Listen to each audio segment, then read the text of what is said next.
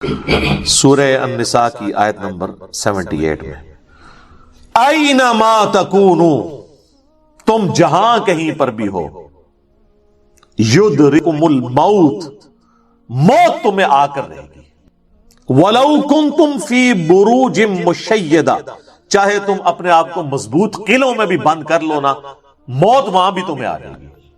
موت سے کوئی بھاگ نہیں سکتا۔ یعنی دنیاوی طور پہ کوئی شخص مضبوط قلعے میں آ جائے کہ مجھے کو مارنے کے لیے اندر نہیں آئے گا، سر باہر سے تو اندر آنے کی ضرورت نہیں ہے، اندر جو کچھ آپ کے اندر ہے وہ آپ کو مارنے کے لیے کافی ہے۔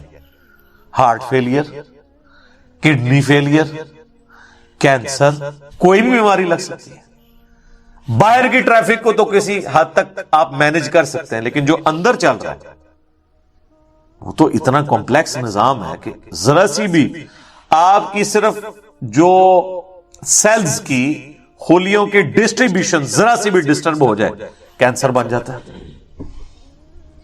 اس کے اوپر کسی کا کنٹرول ہے؟ کتنی ینگ ڈیتھ آپ آئے دن سنتے رہتے ہیں۔ 25 سال کا لڑکا تھا جی، 30 سال کا لڑکا تھا جی، ہارٹ فیلئر سے مر گیا جی۔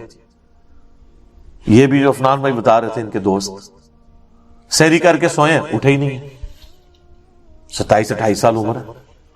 تو وہ اللہ تعالیٰ نے ہر شخص کو جو ٹائم دیا ہے وہ، لہذا جس طرح اللہ کو ایک ماننا ضروری ہے نا، اور اس میں کوئی شک نہیں ہے ایک ایمان والے شخص کے لیے، اس طرح بالکل اس طرح یہ ماننا ضروری ہے کہ جو رات باہر ہے قبر کی وہ اندر نہیں ہے، اور جو اندر ہے وہ باہر نہیں ہو سکتی۔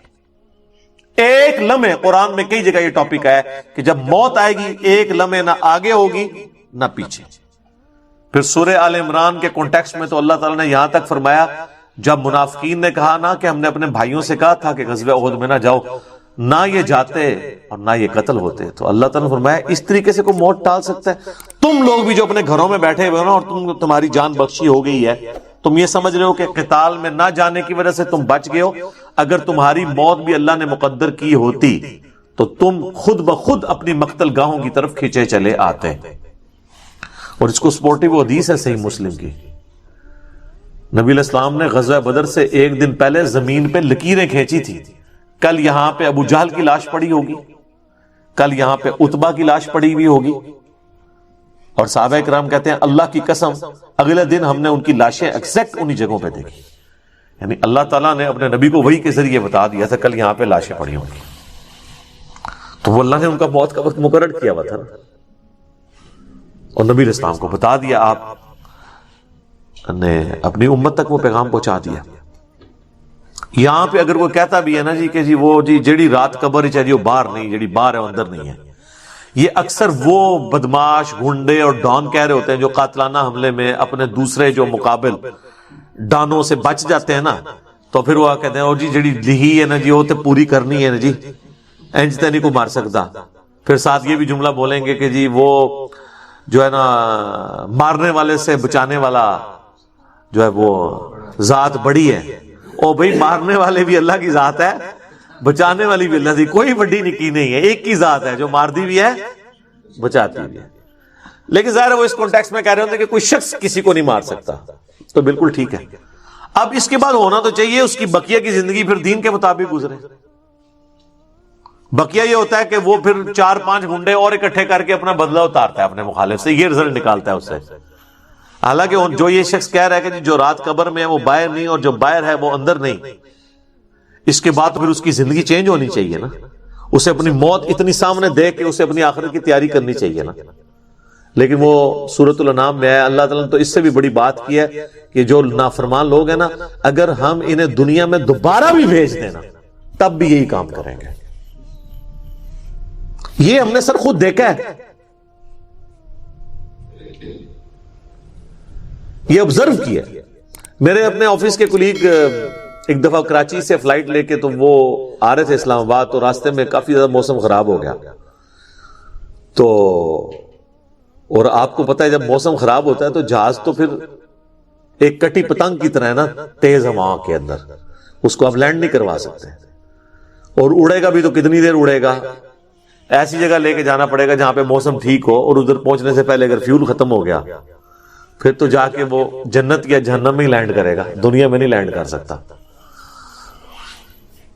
تو وہ کہتے ہیں کہ جی بس جو لینڈنگ سے تھوڑی دیر پہلے ہی موسم خراب ہو گیا، تو وہ پھر جہاز دوبارہ اٹھا لیا اس نے، پائلٹ نے، لیکن وہ جہاز قابو میں نہیں آ رہا تھا۔ اور آپ کو پتا ہے وہ پھر اچانک جو ہے نا کافی زیادہ گہرائی پہ وہ نیچے آتا ہے جہاز، یعنی ہوا میں اگر وہ سپوز تقریباً یہ 747 تو 10 کلومیٹر ہائٹ تک اڑتا ہے، تو وہ ایک کلومیٹر ایک سیکنڈ میں ایک دم نیچے آتا ہے۔ وہ جب ایک دم نیچے آتا ہے نا تو وہ ظاہر ہے کہ اگر آپ نے سیٹ بیلٹ نہیں باندھی ہوئی تو آپ جا کے تو جہاز کی چھت سے جا کے لگیں گے، تو وہ بیلٹ پہلے بندھوا لیتے ہیں، اور پھر وہ اتنی زور سے کانپتا ہے۔ یہ تو میں نے خود بھی چائنا کی فلائٹ میں ایئر پاکٹس آتی ہیں پاکستان سے چائنا جاتے ہوئے، اتنی زور سے کانپتا ہے وہ جہاز کہ لگتا ہے کہ وہ یہ ابھی ٹوٹ جائے گا، ٹکڑے ٹکڑے ہو جائے گا، کیونکہ وہ ویسے تو انہوں نے ظاہر ہے وہ ہمارے علماء کرام نے تو نہیں بنایا ہوا کہ ناخالص ہو، وہ یعنی بڑا صحیح ڈیزائن کیا ہوتا ہے انجینئرز نے، اور اس کے اندر پوری ایک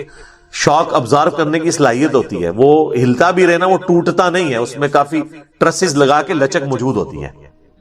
بہرحال پھر بھی جو بندہ اندر بیٹھا ہوا ہے اس کو تو یہ سارے لوگ تو سائنسدان تو نہیں بیٹھے ہوتے، اور لگتا ہے کہ جناب ابھی جان گئی کہ، تو وہ جناب وہ کہتے ہیں کہ جی یعنی اس طرح لوگ کلمے پڑھ رہے تھے اور جناب چیخو پکار استغفر اللہ، جیسے کہ ابھی اگر اللہ نے ان کو دوبارہ بھی دنیا میں بھیج دیا، کیونکہ اب تو ان کے آخری وقت کے قریب آیا ہوا تھا نا، وہ تو یہ کنکلوڈ کر لیا، تو یہ اب جاتے ہی جو ہے نا ادھر سے مطلب سیدھا گھر نہیں جائیں گے، یہ مسجد میں جا کے پہلے وہ سنت والے 2 نفل پڑھیں گے جو سفر سے واپسی میں پڑھے جاتے ہیں، اور جتنی بے پردہ عورتیں اتریں گی یہ اتر کے اب جا کے پردہ یعنی وہ، بلکہ یہ جہاز میں بیٹھی ہوں گی اور موبائل پہ کہیں گی کہ جی برقع جو ہے خرید کے لے کے آؤ، ادو تک میں لینا ہی نہیں جہاز تو جدو تک کہ منو کو برقع نہیں دے گا، ٹھیک ہے نا جی۔ اور جو ہے نا وہ نماز کا ٹائم ہوا ہے تو وہ جہاز میں پہلے نماز پڑھیں گے تب نیچے اتریں گے، لیکن ایسا کوئی نہیں ہوتا، اس ٹائم چیخیں ہوتی ہیں اور لگتا ہے کہ جناب گئے کہ گئے۔ تو وہ کہتے ہیں خیر وہ سٹیبل ہوا، وہ سیالکوٹ لے گئے اس جہاز کو، تو وہ جب اتارا تو جناب اب لوگ چیخو پکار کر رہے ہیں جی ہمیں جہاز سے باہر نکالیں، لیکن جہاز کا تو اصول ہے، وہ کہتے ہیں نہیں جی جدھر کی سواری ہے وہی اتاریں گے، تھوڑی دیر ریسٹ کریں گے، جب موسم ٹھیک ہو تو دوبارہ اڑیں گے۔ اب جو موت سامنے دیکھ کے ایک مرتبہ سے لینڈ کیا ہو، وہ کہتا ہے جی جناب تو وہ بتا رہے تھے کہ جہاز میں جناب انہوں نے منتیں کی، اب لاہور کی سواریاں تھیں جو وہ بھی کہہ رہی ہیں کہ جی آپ ہمیں یہاں پہ اتار دیں، اسلام آباد پشاور کی سواریاں بھی تھی، وہ کہہ رہی تھی سیالکوٹ سے جناب ہم، کئی لوگوں نے کہا اسی پیدل چلے جائیں گے جناب، سانو لاؤ ہوئے تھے جہاز تو لاؤ تلے، ٹھیک ہے۔ تو وہ لیکن ان کا ایک اصول ہوتا ہے، وہ انہوں نے یہ چیک کیا کہ بھی جو سیالکوٹ کے یا قریبی علاقوں ان کو تو اجازت دے دی، لیکن دور ان کو کہا نہیں جناب آپ کو چھوڑ کے آئے، وہ کہتے ہیں جناب مہربانی کرو سانو چھوڑ کے نہ ہو۔ تو اس طرح موت کا یعنی روب طاری ہوا ہوتا ہے۔ تو یہ یعنی بات کرنا آسان ہے، جب موت سامنے آتی ہے نا بڑے بڑے لوگ، اور یہ سورۃ النام میں جو اللہ تعالیٰ نے فرمایا نا کہ ہم انہیں دنیا میں دوبارہ بھیج دیں یہی کام کریں گے، تو یہ کرنا شروع ہو جاتے ہیں۔ میں خود اسلام آباد میں پشاور موڑ جو ہے نا G8 مرکز، اس پشاور موڑ بھی کہتے ہیں، جس طرح G9 مرکز اسلام آباد میں اسے کراچی کمپنی کہتے ہیں، تو ادھر میں ایک دفعہ ایک ٹیکسی میں نے لی، تو وہ ٹیکسی والے سے میری ڈسکشن شروع ہوئی، تو وہ کہنے لگا جی مجھے تو اللہ تعالیٰ نے نئی زندگی دی ہے، کہتا ہے جی میں ادھر ہی کھڑا ہوا تھا تو پیچھے سے ایک بڑا ٹریلا آ کے چڑھ گیا، یہ ٹریلے آپ کو پتا کس سپیڈ پہ چل رہے ہوتے ہیں، یہ بڑے بڑے جو وہ ڈیمپرز جن کو ڈیمپر کہتے ہیں، اور کہتا ہے جی میں تو گھر والے بھی آ کے بس سارے رشتہ دار کے کر کے مل کے جا رہے تھے، شفا انٹرنیشنل میں وہ کئی ہفتے تک وینٹیلیٹر کے اوپر رہا، وینٹیلیٹر پہ اس طرح کے جو لوگ ہیں بہت کم ہی ہوتا ہے کہ واپس آئیں، پھر آہستہ آہستہ ریکوری ہوگی، یعنی وہ تو موت کے منہ سے بلکہ نئی زندگی لے کے واپس آیا۔ تو میں نے اس سے پہلا سوال یہ کیا کہ اب تم مطلب زندگی کیسے گزار رہے ہو، نماز پڑھتے ہو، مسلمان ہو؟ کہتے کہ ٹائم لگ جاتے پڑھ لیتی ہے۔ تو میں نے کہا صدق اللہ العظیم، اللہ نے سچ فرمایا، اگر ہم انہیں دنیا میں دوبارہ بھی بھیج دینا پھر یہ وہی کام کریں گے جو یہ کرتے رہے۔ تو اتنا قریب سے بھی موت کو دیکھ کر لوگ جو ہے نا وہ پھر بھی یہ باز نہیں آتے اپنے حرکتوں سے۔ موت بہت بڑی حقیقت ہے، کاش اس پہ ہمارا ایمان بھی اس لیول کا ہو تو پھر انسان کا قبلہ درست رہتا ہے۔ آپ دیکھیں سورہ البقرہ کے سٹارٹ میں اللہ تعالیٰ نے جو ذکر کیا ہے اہل ایمان کا، اس میں کیا فرمایا؟ والذین یؤمنون بما انزل الیک، وہ ایمان لاتے ہیں جو اے نبی تمہاری طرف نازل ہوا، وما انزل من قبلک، اور جو نازل ہوا تم سے پہلے، اس پہ ایمان رکھتے ہیں، وبالآخرۃ ہم یوقنون، اور آخرت پہ یقین رکھتے ہیں۔ آخرت کے لیے ایمان کا لفظ بھی کافی نہیں، اللہ نے سمجھا یقین، کیونکہ قبلہ تبھی درست ہوتا ہے جب انسان کو پتا ہو کہ میں نے مر کے کسی کے حضور اکاؤنٹیبل ہونا ہے، جواب دہ ہونا ہے۔ اور یہ جتنے لوگ کہتے ہیں نا جی جو قبر سے باہر رات ہے وہ اندر نہیں، جو اندر ہے وہ باہر نہیں ہے، یہ صرف ان کی منہ شگافی ہیں۔ واقعی اگر ان کا یقین ہو تو حرام خوریاں کر رہے ہو، لوگوں کا مال ناحق طریقے سے ہڑپ کر رہے ہو، اللہ تعالیٰ کے حقوق کو پامال کر رہے ہو، ماں باپ کے ساتھ بے سلوکی والا معاملہ کر رہے ہو، بیوی بچوں پہ ظلم کر رہے ہو، بہن بھائیوں کی جائیداد دبا رہے ہو، معاشرے کے لیے ناسور بنے ہوئے ہو، ایسے لوگ نہیں، پھر تو ان کو بالکل سیدھا ہو جانا چاہیے۔ تو بات کہاں سے شروع ہوئی تھی کہ اللہ تعالیٰ فرما رہا ہے کہ تم اپنے آپ کو مضبوط قلعوں میں بھی بند کر لو نا، تب بھی موت تمہیں آ کر رہنی ہے، موت کو کوئی ٹال نہیں سکتا، کیونکہ موت تو اللہ تعالیٰ نے بھیجنی ہے، اللہ کے پاس تو کروڑوں آپشنز ہیں، ایگزٹ تو ہر شخص کا اس دنیا سے لکھا ہے، خواہ ایئر کریش میں ہو، چاہے ہارٹ فیلئر سے ہو، خواہ کسی شیر کے پیٹ میں جا کے ہو، خواہ کڈنی فیلئر سے ہو، خواہ کسی روڈ ایکسیڈنٹ میں ہو، ہر بندے نے دنیا سے جانا ہے اور وہ طے ہے، اس سے آگے پیچھے نہیں ہوگا۔ البتہ جو قاتل کو ہم سزا دیتے ہیں اس لیے کہ قاتل جو ہوتا ہے اس کو اللہ تعالیٰ نے یہ کام کرنے سے منع کیا ہوا، وہ اس کی وجہ سے اسے سزا دی جاتی ہے، اس وجہ سے نہیں کہ وقت سے پہلے اسے قتل کر اس نے مار دیا، کیونکہ اس نے مارا اپنی ویل سے ہے، نافرمان، اس کی تو موت آنی تھی، اور اللہ تعالیٰ کو تو اپنے علم سے یہ بھی پتا ہے کہ کس نے کیا کرنا ہے، لیکن اللہ نے کسی کو پابند نہیں اپنے علم کا کیا کہ تو نے یہ کرنا ہے، بلکہ اللہ نے مستقبل کو فورس ہی خود ہی کیا ہوا ہے۔ جس طرح ایک استاد جب کسی نالائق شاگرد کو پیپروں سے ایک ہفتہ پہلے کہتا ہے کہ پتر تو فیل ہو جائے، اور وہ فیل ہو بھی جائے، تو اس استاد کو آگے نہیں گلا کر سکتا ہے وہ اسٹوڈنٹ کے، سر جی تہاڈی زبان بڑی کالی ہے، تسی کیا سی تاں میں فیل ہویا، میں نے بڑی محنت کی تھی، نہیں۔ تو اللہ تعالیٰ کو تو ڈیوائن علم بڑا کامل ہے، وہ مستقبل کے بارے میں فورس ہی کرتا ہے۔ اب رہا یہ معاملہ کہ اللہ نے ہمیں اس آزمائش میں ڈالا کیوں ہے، تو وہ اللہ نے اس کو بین کر دیا، لا یسأل عما یفعل، اللہ کو کوئی نہیں پوچھ سکتا کہ اس نے یہ کیوں کیا، وہم یسألون، اور اللہ ہر ایک کو پوچھے گا۔ تو ابھی تو فی الوقت اللہ نے جس امتحان میں ڈالا ہے اس میں آپ نے گیون سرکمسٹانسز میں پرفارم کرنے کی کوشش کرنی ہے۔ ہماری ایک اکیڈمی کے بڑے قریبی ہمارے ممبر عمر بھائی فوت ہو گئے آلموسٹ 37 ایئرز کی ایج میں، اللہ تعالیٰ ان کی مغفرت کرے، اور ماشاءاللہ انہوں نے اپنی ینگ ایج کے اندر اپنے عقیدہ توحید کی اصلاح کی، اپنے گھر والوں تک اصلاح پہنچائی، اپنے والدین تک پہنچائی۔ خوش قسمت ہوتے ہیں وہ لوگ جو جوانی میں خود بھی توبہ کرتے ہیں اور اپنے بوڑھے 70-80 سال کے ماں باپ جو روایتی دین کو، قبر پرستی کے دین کو لے کے چل رہے ہوں، بزرگ بابوں کے دین کو، ان کو بھی وہ اپنے ساتھ اس رائے حق پہ لانے میں کامیاب ہو جائیں، یہ نصیب والوں کا حصہ۔ تو ان میں سے ایک ہمارے وہ عمر بھائی بھی تھے، ان کا جنازہ بھی آپ کو پتہ ہے میں نے پڑھایا تھا، جیلم کی تاریخ میں چند بڑے جنازوں میں سے تھا، وہ ہزاروں لوگ اس میں شریک تھے۔ تو ان کی اچانک ڈیتھ ہوئی ہارٹ فیلئر سے۔ ینگ ایج میں اگر کسی کو ہارٹ اٹیک ہو تو یہ چانس ہوتے ہیں کہ اس کا ہارٹ فیل ہو جائے گا، کیونکہ ہارٹ ریئیکٹ کرتا ہے، بوڑھا بندہ پھر بھی سروائیو کر جاتا ہے۔ تو مجھے صحیح طرح یاد ہے کہ وہ ان کا ہارٹ فیل ہونے سے کچھ عرصہ پہلے کی بات ہے، 2017 میں جب میرے پہ پہلی دفعہ مرڈر اٹیمپٹ ہوئی 28 اکتوبر کو، اور اس میں میرا کافی خون بھی ضائع ہوا، کافی زیادہ زخم آیا، آپ لوگوں کو پتہ ہے۔ تو اس کے بعد میں عمر بھائی کے پاس ایک دفعہ گیا، ان کے شاپ پہ، ان کی فرنیچر کا بہت بڑا کاروبار ہے جیلم میں، تو میں نے گپ شپ شروع ہوئی، تو مجھے کہتے ہیں علی بھائی میں چاہ رہا ہوں آپ کے لیے نا کوئی باڈی گارڈ رکھ دیتے ہیں، تو میں اس کی پیمنٹ کر دیا کروں گا.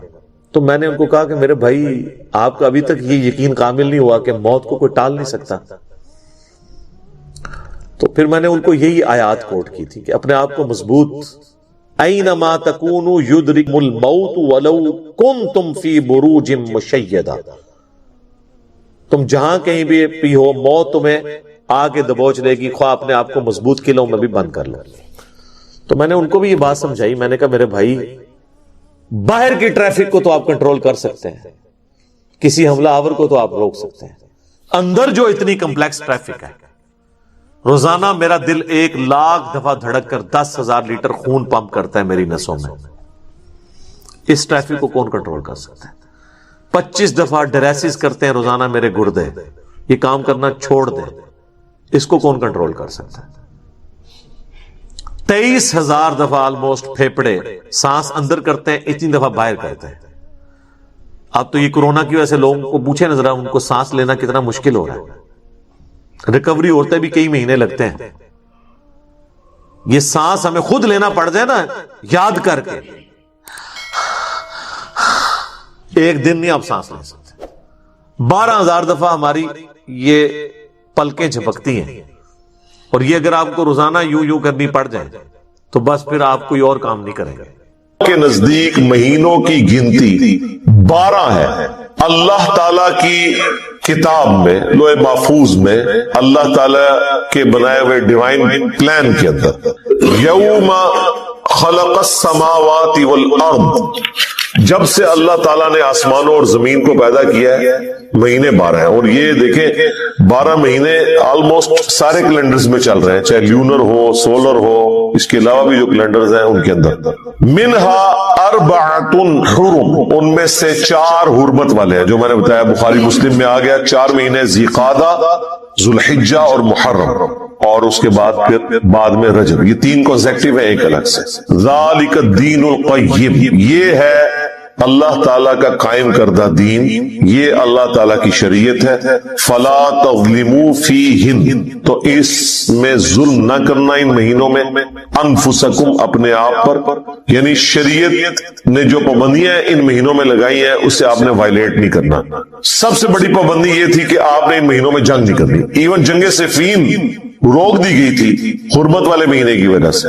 اب تو ایسے کوئی خیال ہی نہیں ہوتا، یعنی کہیں اسلامی حکومتوں کو خیال ہی نہیں ہوتا کہ یہ جو اپنی جنگیں یا آپریشنز لانچ کر رہے ہیں یہ حرمت والے مہینوں میں ہے بھی ہے یا نہیں. ان چیزوں کا خیال نہیں رکھا جاتا. اس میں ایک پلی مل جاتی ہے جو ساتھ ہی ذکر آ رہا ہے کہ اگر کافر یا اسلام کے دشمن آپ کے اوپر جنگ مسلط کر دیں حرمت والے مہینے میں، تو پھر آپ نے یہ نہیں کہنا کہ اس مہینے میں ہم نہیں لڑتے لہذا ہمیں مار دو. نہیں، پھر آپ نے لڑائی کرنی ہے. اس کا وبال ان کافروں پر ہوگا، ان باغیوں پہ ہوگا. وقاتل المشرکین کافہ، اور جنگ کرو مشرکین کے ساتھ پورے زور کے ساتھ. کما یقاتلونکم کافہ، جس طرح کہ وہ سب کے سب تمہارے ساتھ جنگ پر آمادہ ہوتے ہیں، تم بھی پوری اپنی تسلی کرو. وَاعْلَمُوا، اور جان لو، ان اللہ مع المتقین، بے شک اللہ تعالی تقوی کی روش اختیار کرنے والوں کے ساتھ ہے. جو اللہ تعالیٰ کی شریعت کی پابندی کرنے والے لوگ ہیں ان کے ساتھ ہے اللہ تعالیٰ، جو اللہ سے ڈرنے والے ہیں. انما النسیء زیادۃ فی الکفر، حرمت والے مہینوں کو ہٹا دیتے ہیں اور اضافہ کرنا ہے کفر میں. زیادۃ فی الکفر یضل بہ الذین کفروا، اور اس کے ذریعے گمراہ کیے جاتے ہیں وہ لوگ جو کافر ہیں. وہ جو میں نے بتایا یہ مہینوں کی گنتی آگے پیچھے کرتے تھے وہ ساتھ آ بھی جائے گا. یحلونہ عاما ویحرمونہ عاما، حلال کر دیتے ہیں ایک مہینے کو ایک سال اور حرام کر دیتے ہیں اس کو دوسرے سال. وہ کیوں کرتے ہیں؟ گنتی پوری کرنے کے لیے. لیواطئوا عدۃ ما حرم اللہ، تاکہ وہ گنتی پوری کر دیں حرمت کے مہینوں کی جو اللہ کے ہاں ہے. وہ 4 کی گنتی وہ سال میں، یعنی انہوں نے 4 مہینے پورے کر دینے کسی طریقے سے، وہ چاہے اللہ کے بتائے ہوئے مہینے تھے یا نہیں تھے، انہوں نے کہا جی 4 کی گنتی ہم پوری کر دیں گے. زین لہم سوء اعمالہم، اس طرح آراستہ کر دیے گئے ان کے لیے ان کے برے اعمال. واللہ لا یہدی القوم الکافرین، اور اللہ تعالی کفر اختیار کرنے والوں کو جو جان بوجھ کے کفر اختیار کرتے ہیں انہیں کبھی ہدایت نہیں دیتا. یعنی یہ ہدایت زبردستی نہیں ہوگی، کوشش کرنے والوں کے لیے ہوگی. اور جو آنکھیں بند کر کے لیٹے ہوئے ہیں انہیں کبھی اللہ تعالیٰ جگائے گا نہیں. ہاں جو سوئے ہوئے ہیں انہیں جگایا جائے گا، اگر اٹھنا چاہیں تو اٹھ جائیں. اور جو اٹھنے کے لیے تیار نہیں ہے وہ جو مرضی ہو جائے، وقت کا پیغمبر بھی موجود ہو، اللہ کی وحی بھی نازل ہو رہی ہو، تب بھی ہدایت قبول نہیں کریں گے. اس کی واضح مثال ابو جہل ہے، ابو لہب ہے. ابو لہب تو ہاشمی تھا، نبی الاسلام کے خاندان سے تھا، لیکن دیکھ لیں ٹس سے مس نہیں ہوا. حالانکہ نبی الاسلام کا پورا کریکٹر بچپن سے لے کے بعثت تک ان کے سامنے تھا، اس کے باوجود انہوں نے حق کو قبول نہیں کیا. اور جن کی قسمت میں حق تھا وہ سلمان فارسی جیسے لوگ کہاں سے چلے. سلمان فارسی فارس سے چلے اور مکے تک پہنچ کے نبی الاسلام پر ایمان لے آئے. جو کوشش کرنے والے ہیں والذین جاہدوا فینا لنہدینہم سبلنا، جو لوگ بھی ہماری راہ میں کوشش کریں گے ہدایت کی راہیں کھل جائیں گی. ایسی راہیں کھلیں گی کہ کہیں نہ کہیں سے وہ خود بخود حق بات تک پہنچ جائیں گے. اور جو کفر کی روش اختیار کرنے والے جان بوجھ کے ان کو اللہ تعالیٰ ہدایت نہیں. ایک اور حدیث میں بیان کر دوں یہاں پر اسی کانٹیکسٹ میں. سنن ابی داؤد کے اندر صحیح سند سے حدیث ہے، مشکات میں بھی آپ کو دوسری جلد میں مل جائے گی. اللہ تعالیٰ کے جو اسماء اور ناموں کے اعتبار سے اسماء اعظم جو اللہ کے بڑے نام ہیں جن کی وجہ سے اگر اللہ کی طرف رجوع لایا جائے تو دعا کی قبولیت ہوتی ہے، اس حوالے سے سنن ابی داؤد میں ایک حدیث ہے کہ نبی صلی اللہ علیہ وآلہ وسلم نے فرمایا کہ اللہ تعالیٰ کے جو اسماء اعظم ہے جسے ہم یہ اسم اعظم بھی کہتے ہیں، وہ قرآن حکیم کی 2 آیات کے اندر ہے. ایک سورۃ البقرہ کی اور ایک سورہ آل عمران. سورۃ البقرہ کی آیت ہے وَإِلَٰهُكُمْ إِلَٰهٌ وَاحِدٌ لا الہ الا هو الرحمن الرحیم. اب اس میں ظاہر ہے پتہ چل گیا کون سے اسماء ہیں. اللہ آ گیا، الرحمن الرحیم، لا الہ الا اللہ بھی آ گیا. اور پھر آپ علیہ السلام نے آل عمران میں شروع کی آیات تلاوت کی. الف لام میم اللہ لا الہ الا هو الحی القیوم. تو الحی اور القیوم یہ بھی اسماء اعظم ہے، اور حروف مقطعات بھی اس کے اندر آ گئے. جامعہ ترمذی میں ایک حدیث ہے 593 نمبر انٹرنیشنل نمبر کے مطابق، ایک شخص نے دعا میں جلدی کی اور اللہ تعالیٰ کی حمد کے بغیر ہی دعا کرنی شروع کر دی اور درود شریف بھی نہیں پڑھا. تو نبی صلی اللہ علیہ وآلہ وسلم نے فرمایا کہ اس سائل نے جلدی کی. پھر آپ نے بلا کے اسے فرمایا کہ جب بھی تم اللہ سے دعا کرو پہلے اس کی حمد کرو، اس کے بعد مجھ پر درود پڑھو اور پھر اللہ سے مانگو. اتنے میں ایک اور شخص آیا، اس نے خود بخود یہی عمل کیا. وہ ابن مسعود تھے رضی اللہ تعالیٰ عنہ. تو نبی علیہ السلام نے فرمایا سل تعطا، سل تعطا، تو مانگ تجھے دیا جائے گا، تو مانگ تجھے دیا جائے گا. تو دعاؤں کا پروٹوکول یہ ہے کہ جب بھی آپ دعا کریں پہلے اللہ کی حمد بیان کرنی ہے اور حمد میں اسماء اعظم اور اس کے بعد درود شریف. تو کوشش کریں کہ آپ یہ 2 آیات یاد کریں. سنن ابی داؤد کے اندر اسماء اعظم جو ہے وہ موجود ہے، مشکات کے اندر بھی یہ 2 آیات یاد کر لیں. ایک تو حدیث میں اس کا ذکر آ گیا، دوسرا قرآن کے اندر یہ موجود ہے وَإِلَٰهُكُمْ إِلَٰهٌ وَاحِدٌ لَا إِلَٰهَ إِلَّا هُوَ الرَّحْمَٰنُ الرَّحِيمُ. یہ سورۃ البقرہ اور سورہ آل عمران. الف لام میم اللہ لا الہ الا هو الحی القیوم. ان 2 صورتوں کے اندر نبی علیہ السلام فرمایا کہ اللہ تعالیٰ کے اسماء اعظم موجود ہیں. تو یہ آپ پڑھ لیں، اس کے بعد آپ درود شریف پڑھ کے تو دعا مانگیں.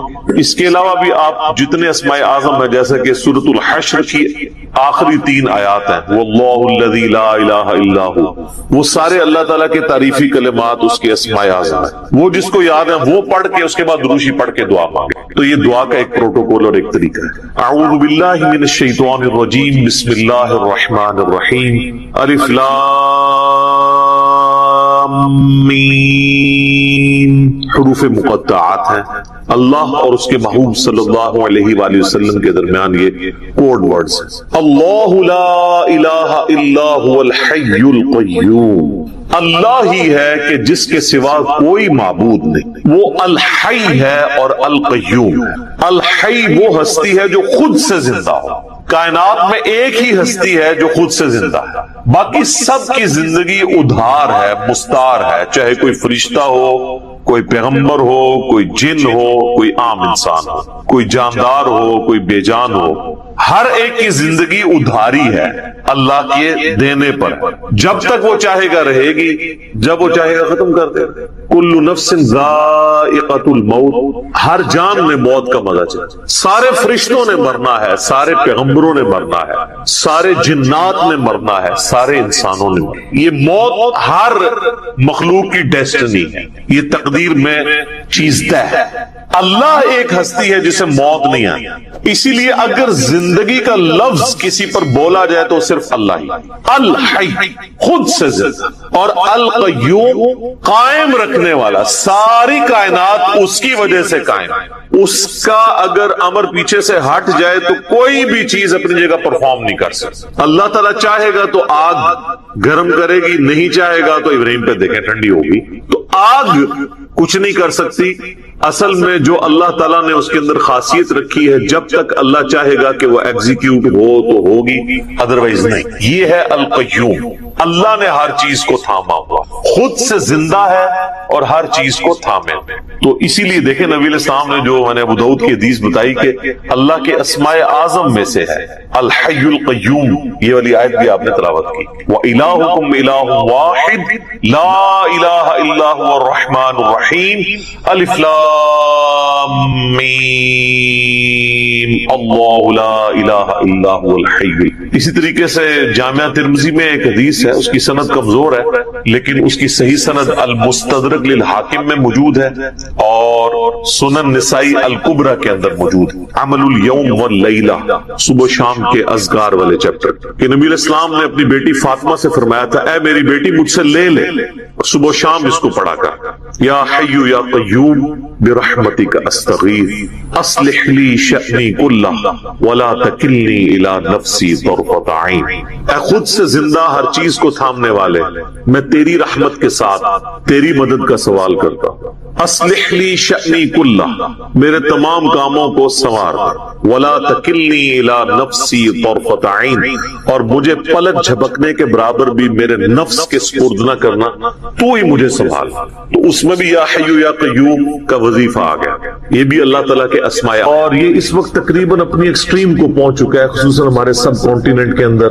اور اس طرح کے جب بھی کوئی معاملات ہوتے ہیں تو اس میں اولین ذمہ دار ظاہر ہے علماء سو ہوتے ہیں، علماء حق کی نہیں میں بات کرتا، اہل تشیع کے ہاں بھی جو علماء سو ہیں جن کی اکثریت ذاکرین کے اندر پائی جاتی ہے، وہ بیسیکلی مجرم ہے اس سارے معاملے، کہ جنہوں نے اب یعنی ایک طرف مکتب اہل بیت کی بات ہو رہی ہے اور کئی ایک چیزیں جو اہل سنت کے ہاں اس طریقے سے لوگوں کو کلیئر نہیں ہے، لیکن شیعہ کے ہاں ان کو کلیئر ہے، جیسے غدیر خون کی حدیث ہے، من کنت مولاہ فہذا علی مولاہ، اس حدیث میں نبی علیہ السلام نے دو بھاری چیزیں جو چھوڑی تھی، صحیح مسلم میں اوپر تلے 4 حدیث ہیں انٹرنیشنل نمبر کے مطابق 6225 سے لے کے 6228 تک۔ آپ نے مکے سے مدینے آتے ہوئے خم نامی گاؤں میں خطبہ دیا اور فرمایا، اے لوگوں آگاہ ہو جاؤ، میں بھی ایک انسان ہوں، قریب ہے کہ اللہ کا قاصد یعنی موت کا فرشتہ میرے پاس آئے اور میں اس کی دعوت قبول کر لوں۔ میں اپنے باتوں میں 2 بھاری چیزیں چھوڑ کے جا رہا ہوں، ان میں سے پہلی چیز اللہ کی کتاب ہے،